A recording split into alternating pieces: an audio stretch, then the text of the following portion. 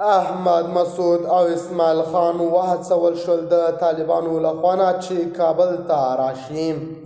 د طالبانو بهرنیو چارو وزیر امیر خان متقي ویلي دي چې اسماعیل خان او احمد مسعود یې دې ته وهڅول چې افغانستان ته راستانه شي. د خرابات ټي وي چینل درنو لیدونکو سلام، ستړي مشئ، وخت مو بخیر. هیله لرم چې جوړ او روغ به یې. په سر کې یادونه کوم که خرابات ټي وي چینل مو نوي سبسکرایب کړی، په درنښت سره خرابات ټي وي چینل سبسکرایب کړی. بهرنیو چارو چارسنباله وزارت مولوي امیر خان متقي په مشرۍ پلاوي ایران ته په سفر کې د تیر حکومت ګوند استازیو محمد اسماعیل خان او احمد مسعود سره ولیدل او هغوی ته د هیواد د راستنېدو پوره ډاډ څرګند کړ.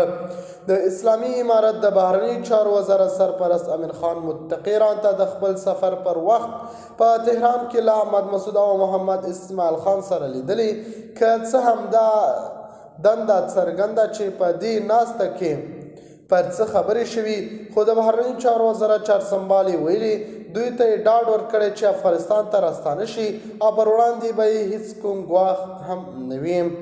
د اسلامي امارت ویان مرستیال انعام الله سمنګاني تایید کړي چې اسماعیل خان او احمد مسعود د اسلامي امارت له پلاوي سره په تهران کې لیدلي دي.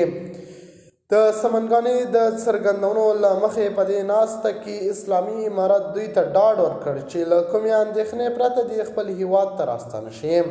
د نوموړي څرګندونو له مخې اسلامي امارت هڅه کوي چې د هیواد راتلونکي د ټولو لپاره خوندي او د هیڅ چا د مخالفت سبب نه وي.